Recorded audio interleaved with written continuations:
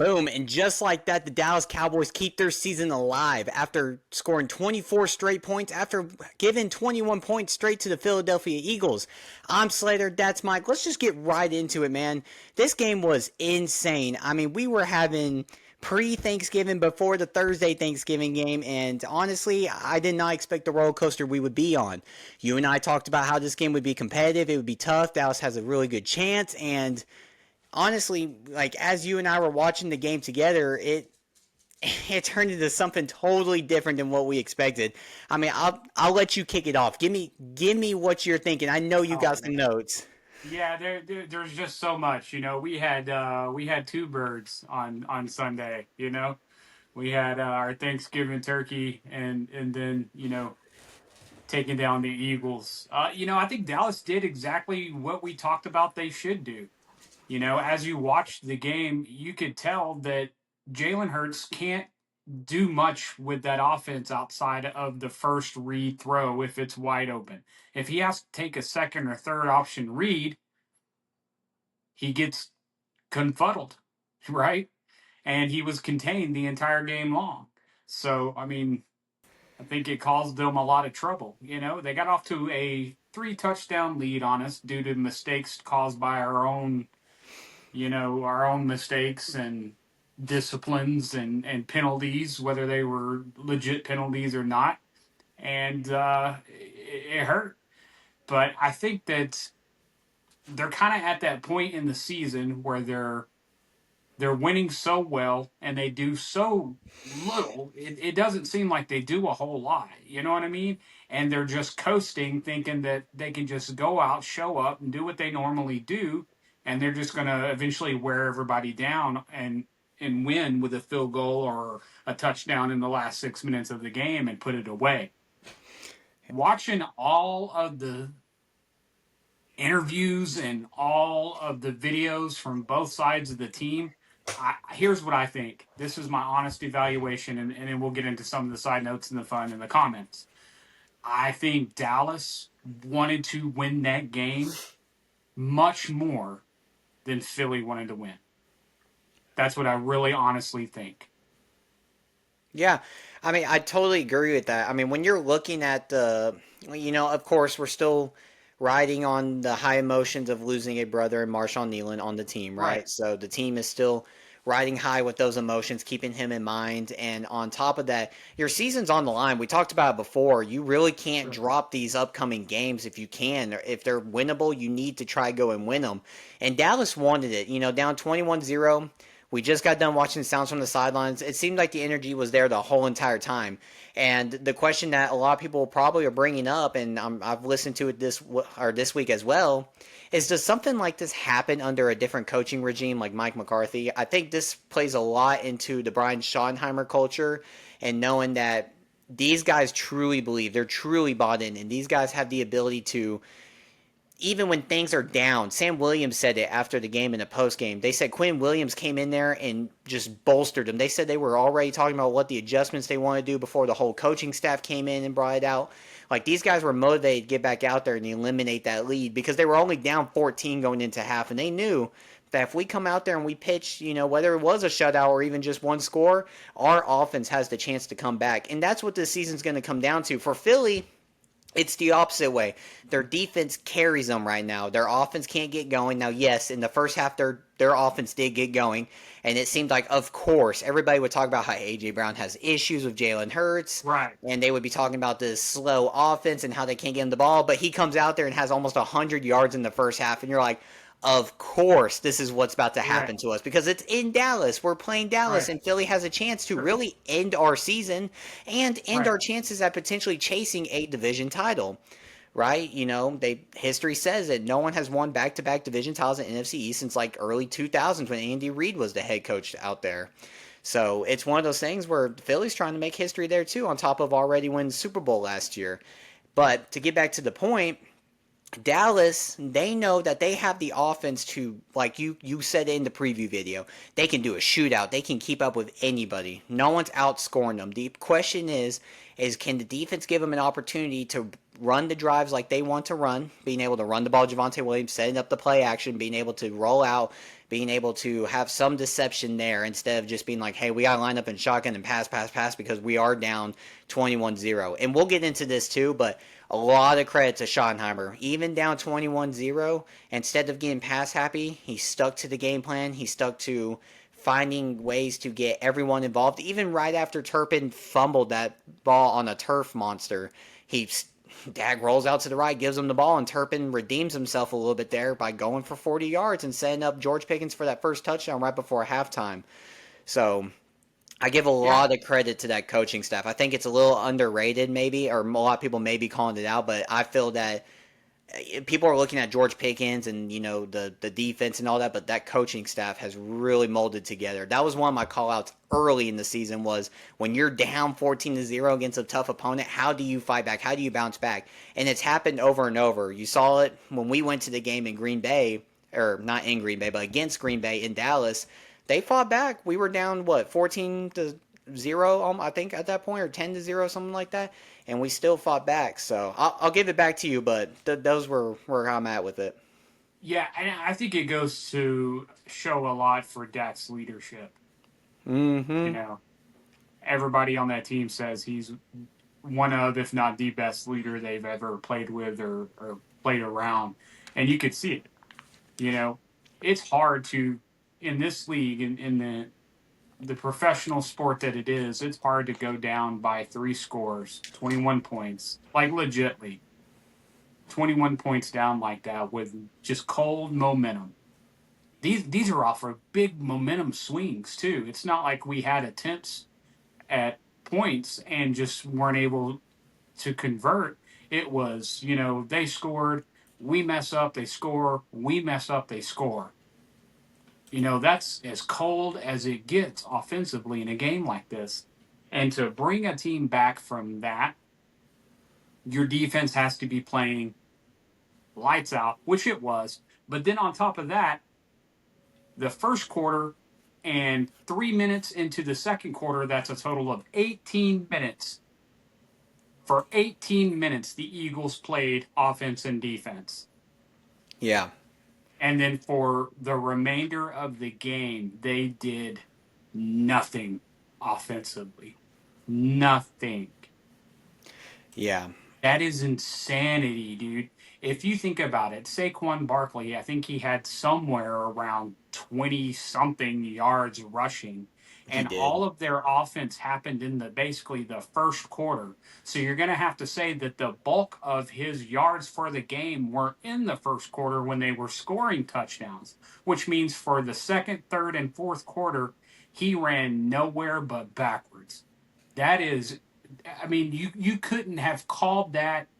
That is a long shot to ever have happened for the Dallas defense to hold the Philadelphia Eagles down that bad to where their offensive production is minimal and doesn't even impact the game or matter. And that's exactly what happened. It is incredible.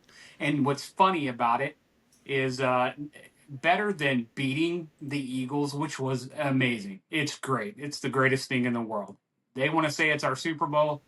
I'll take it all day long. Every game we play for the next 6 weeks is going to be our Super Bowl Yeah. because you got to win every one of them to get into the playoffs. But with that being said, beating them is one thing, but watching their souls leave their body as Philly fans when they're so eager to get online and start talking trash and be cute and be the first ones to say, it's over and all that. And then, watch them have to look at the end of the game and see that they lost the game 24 to 20, Yep. 21 is the greatest feeling of it all. It is amazing to watch their collapse. They're 8-3, Slater, and they're questioning their entire existence. It is so funny.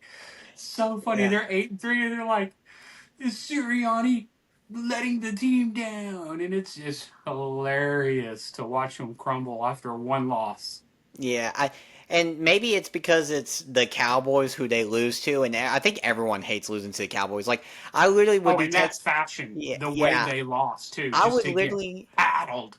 Yeah, and this is not an Eagles fan, but I literally texted in the group chat this week and or after the game and said, "How about them Cowboys?"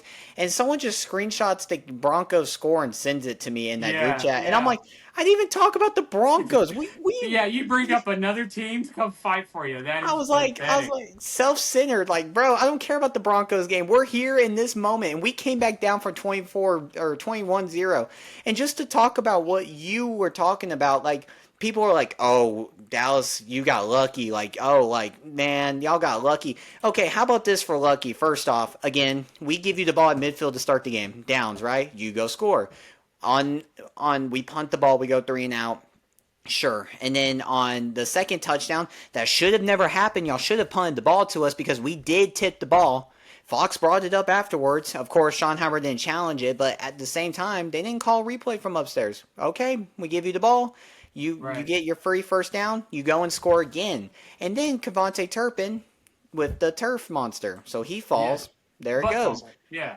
And then you go score. So now we're down 21-0. So Philly, we've given you the ball 3 times for fun. Why not?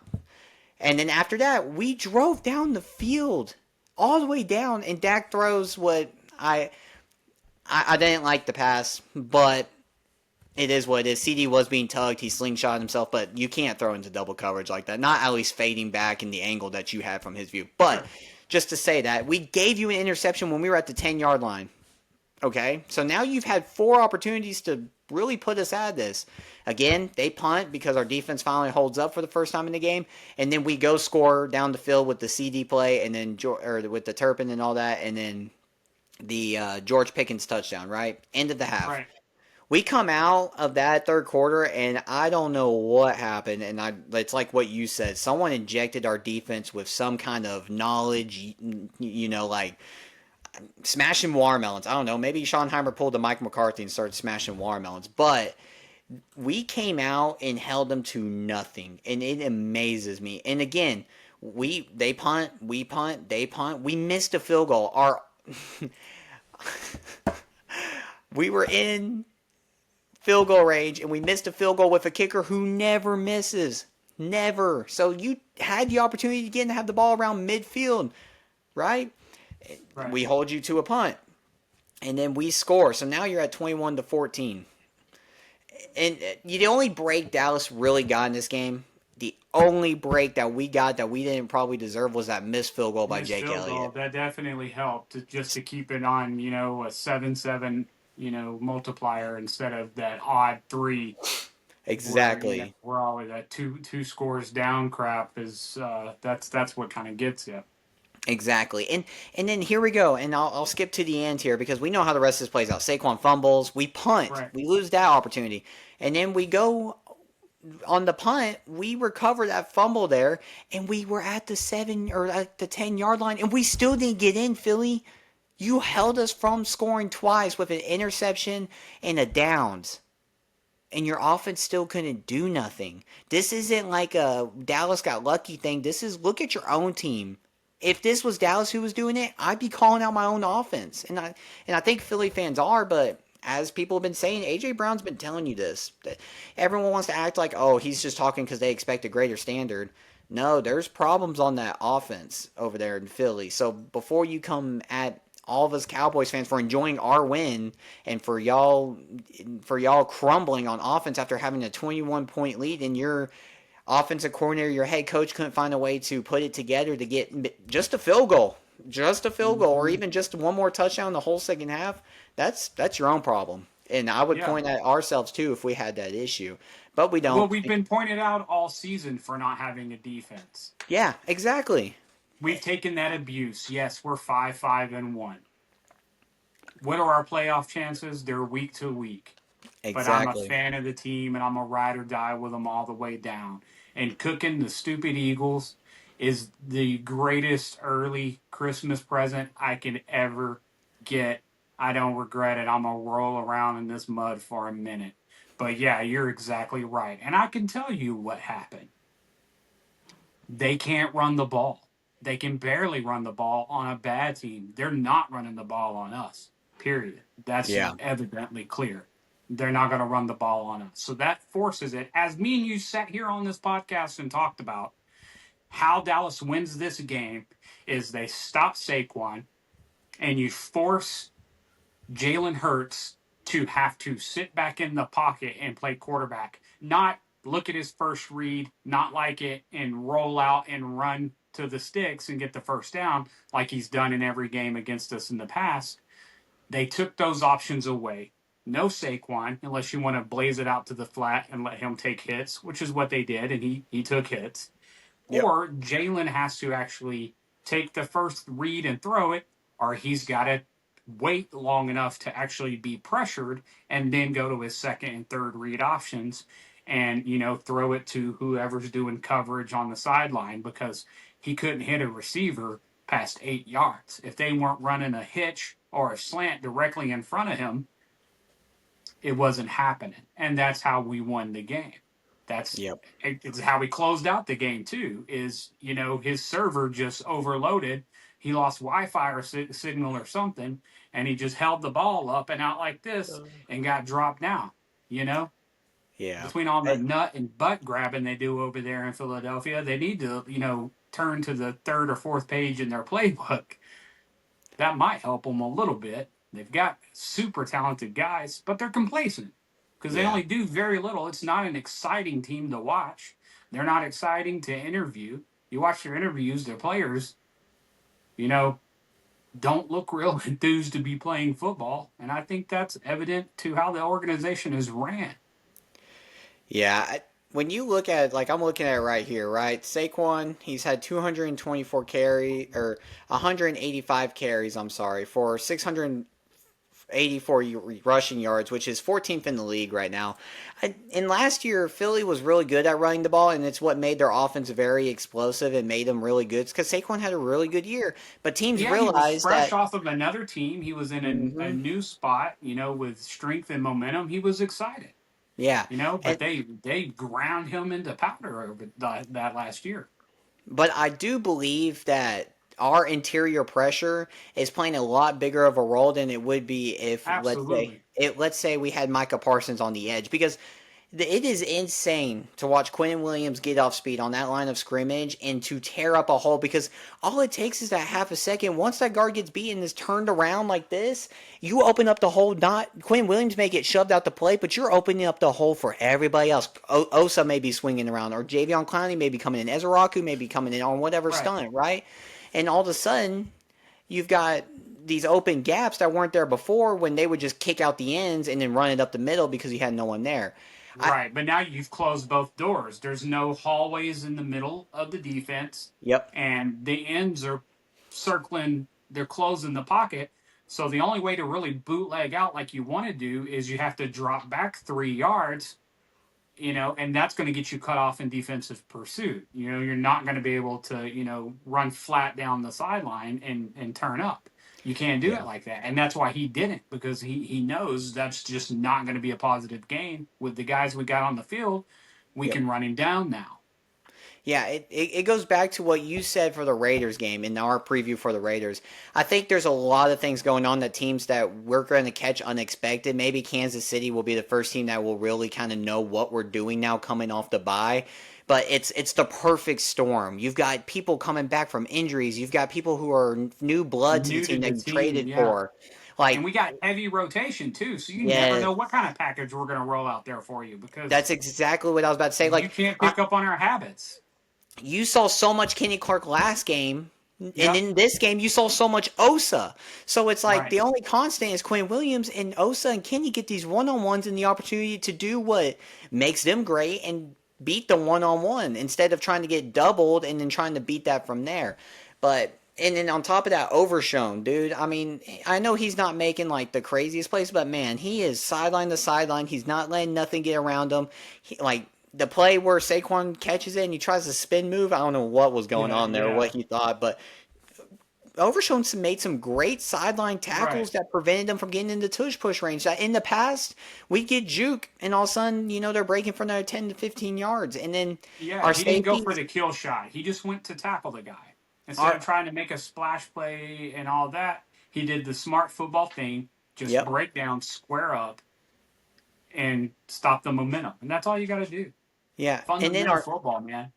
Yeah, and then our safeties and corners are playing so much more aggressive, or they feel a lot more comfortable because they know the pass rush is on the way. You know, with Quinton Williams, and you know with Javion Clown, you know with Ezaraku, finally getting in there, that you don't have to like try to say, hey, I got to run with you for 10, seven Keep to it in 10 front of seconds. me. Yeah. Now it's like 3 to 4, and you better get on it because that last play, if you look out on that 3rd and 2, their route started to break open, but you know what happened? The Their pass rush line got broke there. down. Yeah. Yeah, their line broke down, and that's what happened before the bye. The pre-bye, all those games, we weren't getting home. You saw we got to so many 3rd downs, but on those 3rd downs when they had the pass, we couldn't get home, and that's what would cause Bo Nix to dot us up, or Caleb Williams to dot us up because they Well, had the yeah, extra two or you're three exactly right seconds. because that's the difference in having that extra guy rushing on the line versus that extra guy being in the defense and out in the field in coverage, Yeah, right? Because when you've got only four guys trying to rush the passer and everybody's in coverage, with enough time, any quarterback's going to find a spot to throw a ball, and that's what we've been suffering from all year long. But now we have enough talent back there to stop their players from running wide open that we can spare an extra guy and sometimes a wild blitzer to take down the quarterback. It's a great thing to watch. It really is. yeah, and I mean, and this is just talking about the defense. We haven't even touched on the offense here yet. And what I mean, do you have any more comments for the defense, or am I okay to transition here? Yeah, yeah, no, I really don't. I just, I'm really proud of the defense and the way they played. Everybody played. I didn't see any glaring mistakes that I would be like, well, everything was just as good as you could expect it to be. You know, I don't even know who the best players on the defense are right now because they're rotating so heavily. I guess it's just skill sets right now versus the matchups. So I mean, we'll see. I'll critique the defense after the Chiefs on Thursday, but no, great defense. Love to see the way they're playing. Love to see how they're playing. They're rallying. They're breaking down. Their tackling cones are good. I mean, they're doing a really really good job. Excellent. Yeah, and if you think of anything, we bounce back to it. But man, this offense again, it's the offense is creating repeatability. Other than kind of how that rough start happened, which I like Schottenheimer being aggressive and all that at the beginning, going Hmm. for it and on having the turnover on downs. But this offense is That was just in our game plan. Is we have to control the pace of the game and be aggressive. So exactly. as crappy as it was for him to miss that, it's what we wanted him to do. So that's the gamble you take. Exactly. And the offense does its thing. Javonte Williams has basically almost a 100-yard rushing game again. He had 20 carries, 87 yards. Malik Davis, again, I'm going to call him out. Yes, he only had 3 carries, but that's what our backup RB2 is doing right now. Even with Jadon Blue in the game, he was only getting 3 to 4 carries at best. And Miles Sanders before that. And he had 24 yards with a long of 21. I mean, he broke out for a good run. Every week he's proven himself that he deserves that RB2 spot, and he's the hot hand there. So until he doesn't produce those kinds of like long little 10-yard runs that when he comes in and gets a couple carries, you may not see Jadon Blue for the rest of the year. And it's not a bad thing. It's just one of those things where you ride the hot hand and you ride somebody who's fundamentally disciplined. And I guarantee you Jadon Blue will be back at it next year if that's how this keeps going. Sure. And then when you look at the receiving, and we'll get into it here in a minute, George Pickens Yeah, is an abs. I'll feed you this one. I'll feed you Yeah, this let's go. one. So give us a recap of what a Cowboys fan's position was on the offense last year. What were our two biggest complaints about the Cowboys offense last year? What did we need? Running and a wide receiver too.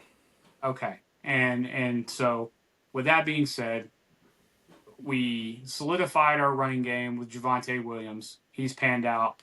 That's a closed book. It is what it is until it ain't. Yep. And then we acquired George Pickens, and George Pickens is working out. But prior to George Pickens working out, what was going on with our wide receiver core?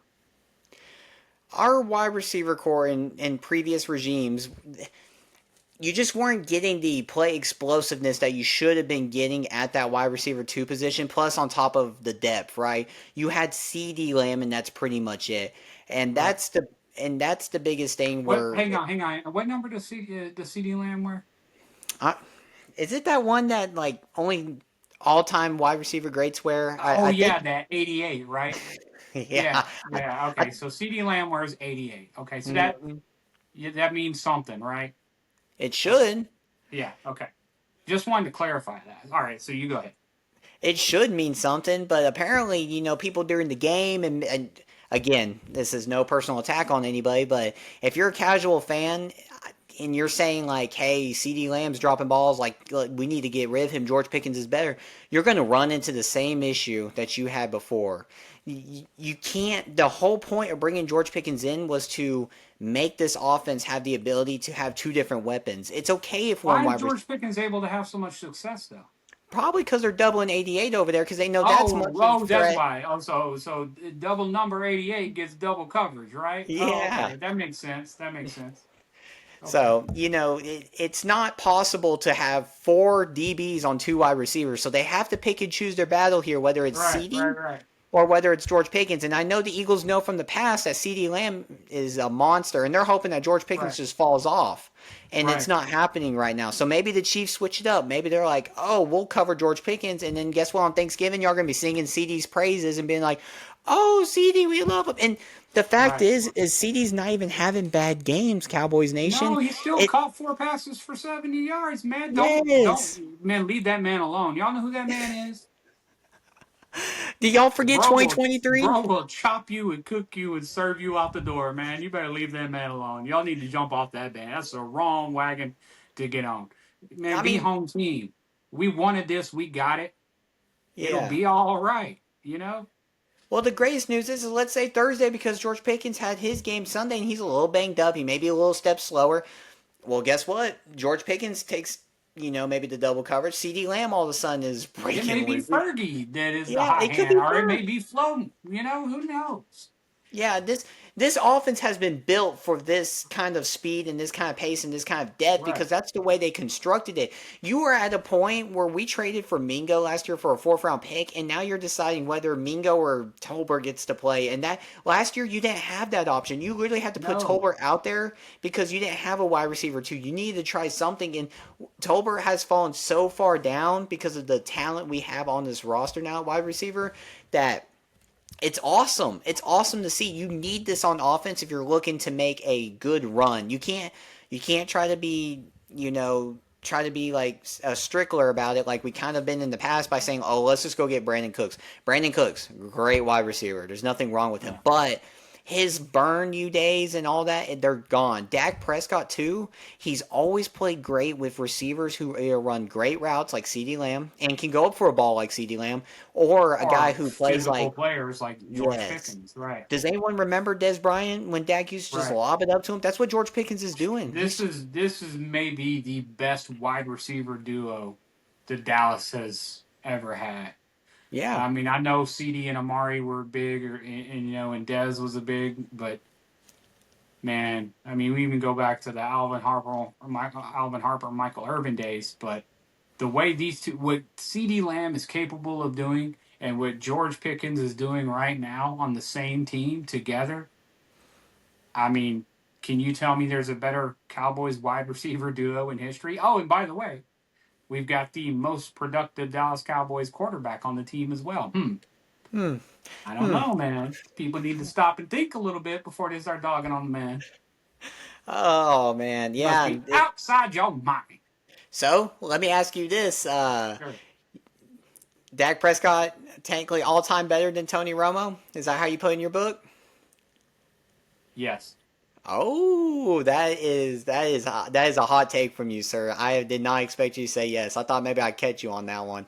No, I Dak, and I'll give you my reasons why. yeah.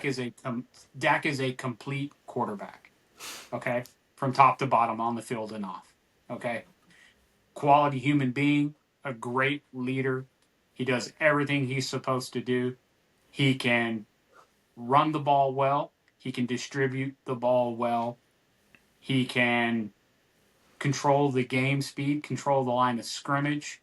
He can do everything he needs to do, and he can move around really, really well, right? So he has all the physical talent, and he's done it consistently year after year after year. It's obvious. I love Tony Romo. A lot of people love Tony Romo. Tony Romo was a cerebral quarterback who had a gunslinger mentality and a couple of really, really good wide receivers, right? Very talented, very knowledgeable in the game. But as far as physical ability and what he's done on the field year after year after year, Dak is the better quarterback at this point. Yeah. I mean, obviously, I'm going to say Dak. I mean, I remember Romo's late ages, I guess I should say. Anything from like Sure. 2012 to 2016 was really like when I got into Dallas Cowboy football, when I started starting to study the game and learn it. And that's when I really got to know Romo. And Romo had his moments, but Dak Prescott has been somebody that you got blessed with in a fourth round pick in 2016 who carried the team to a bye in the divisional game, and ever since has been really carrying your team. He's had his moments, it's ups and downs, and I'm sure maybe if an Eagles fan comes across this video, he'll be in the comments saying he chokes in the playoffs. It is what it is. But a lot of teams would kill for Dak Prescott. Have you Mm-hmm. seen what the Jets are working with? Have you seen what even the I was gonna say the Bears, but that was before Caleb Williams at the moment. There's like the Dolphins. You think they would kill for Dak Prescott over Tua right now? There's a lot of people that would. So the disrespect for Dak is only because he has a star on the side of the helmet, and you can bring Yeah, it of on all course. day. But I'm Right. laying on the train tracks in front of him for him. So Yeah, it's like if you take away, oh, we can't win in the playoffs. What else? What else do you got? What else can yeah, Dak do? Because exactly. Dak can chop you all the way up, and he has, and he's been doing it year after year after year. There are many quarterbacks in history who were good quarterbacks who had very little success, or no success, or all success in the playoffs. Right? Dak's not done. Still a Yep. relatively young man playing at his best. So I think the book is not written on that. It's a matter of time. But I do think that by the time he's done playing this game, if you're taking shots at Dak, it's just personal because I think Yeah, he'll leave. He'll leave his legacy. and on top of that, he's. I mean, it's like he's like I like to. I'm not going to compare him to Matthew Stafford, but he could still have a career like Matthew Stafford, where he wins that ring with Dallas finally down the road, and then you ride it out from there. But Dak has dominated the NFC East. Anytime he's not hurt for the whole entire year, which has only been like 2 or 3 years when you look at it, he's only lost a collective of, I think the stat was like 5 games in almost a 10, Yeah. 11 year career. I Right. mean, division dominance. I mean, who Yep. doesn't want that? That's what keeps you alive in your playoff hopes. That's how you get to the playoffs. Is you have to Yep. win your division. If you're not winning your division, then you're fraudulent. Right. So yeah, there was a lot of hate going on during that game when we were down 21-0, and then all of a sudden you saw Twitter take the flip, which respectfully you can hate, but Yeah. don't be hating afterwards on the guys who got you here. The only reason you have Quentin Williams and the only reason why you have these guys that Jerry's trained for is because you have a quarterback who can play ball, you have a wide receiver who needed some help to alleviate or to help his quarterback be better and elevate the offense. And then Yeah. without the offense playing as well as it was, you don't have Quentin Williams. If Jerry saw no potential in this team at all, he wouldn't make those trades. We know No. Jerry. Right. So Yeah, I mean, appreciate if yeah. you were to give me 7 Dallas Cowboy drives, I know if Dak's in the game, we're gonna have success on 5 of them. Yep. That's where I'm at. Any game we're playing in right now, and Dak's in there, I know we're gonna move the ball down the field, and my quarterback's gonna do a good job and do what he knows how to do consistently enough to move the offense forward. He can't control everything. He can't throw the ball, run the route, and then go catch it and spike it and do the dance and hand it to the ref and then run off to the sideline and then run back out and play middle linebacker. He can't do everything, but the thing he can do really, really, really, really well is play quarterback, and that's what Yeah. he's doing right now.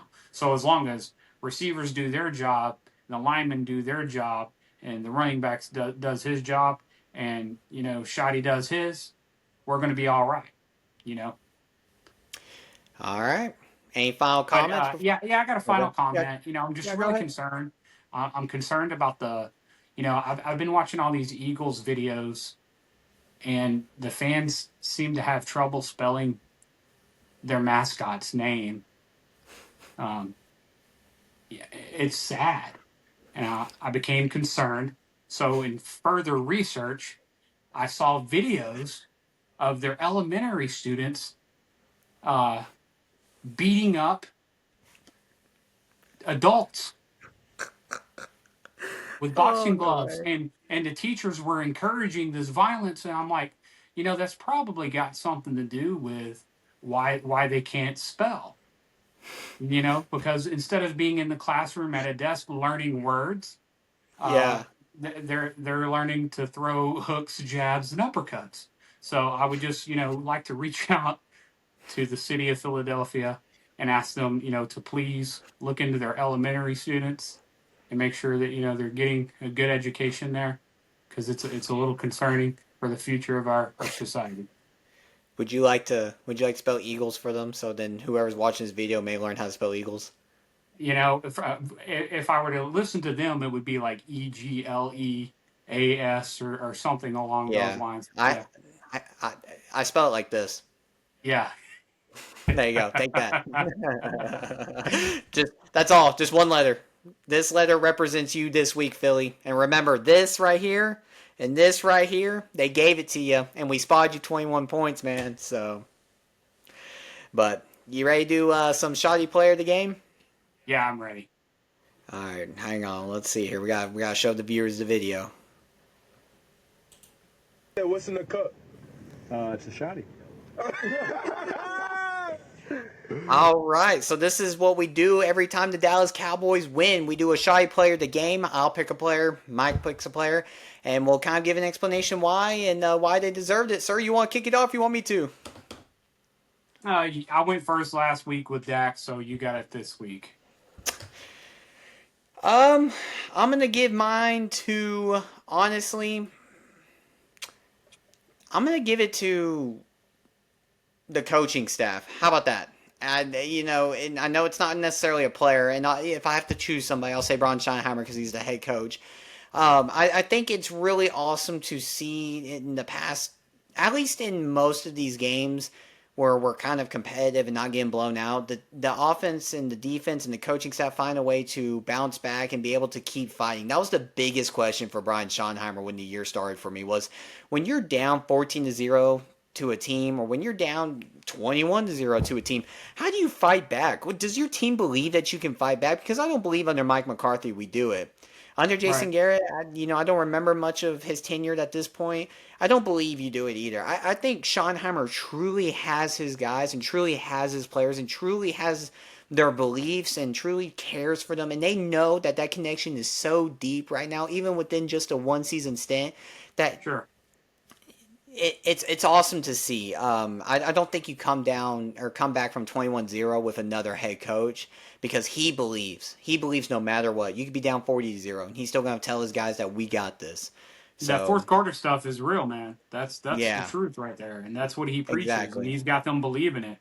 Because you're right on the money. You don't come back from 21 down to You nothing can like that. feel it. I can Right. feel it. His I his can his feel his it. Yeah, his 100%. conferences, he's lived up to what he said in his press conferences. It's been about, hey, the best guys are going to play on the field. You've seen the best guys play. They've taken offensive linemen off the field, put Nate Thomas out there. You've seen them, take some snaps back from linebackers and put the better linebackers out there. You've seen them rotating the corners, trying to figure out who's going to be the hot hand at cornerback too. And you've seen Sure. them try everything at safety to put the best 11 men on the field, no matter what side it is. And honestly, I should have probably given it to Elijah Clark for that That's where gnarly of mine's a going. hit. So Okay, I'll go I'm ahead and sorry. tell You you. Okay. take it. Yeah, that's where mine's going. Um, I'm sorry. no, you're good. No, I'm glad you know that that's what's going to happen, because I already gave the defense their flowers. They played very well. The offense played very well. Made some mistakes. Can't do that, guys. You know, we started out a little rough against the Raiders. We got it together. We compounded that fracture big time Mm-hmm. in this game. We cannot mess around with Kansas like that. We No. need this game. Do not. I'd rather it go shot for 4 quarters than be in another situation when we're down to a team that actually can play offense really, really well, even ugly offense. Yeah. You know. So anyway, back to the point. So Slater, you played football. I played Yep. football. Um, man, for a guy to make it to the NFL, 9 times out of 10, up until college, he's the best football player on any team he is on, Yep. right?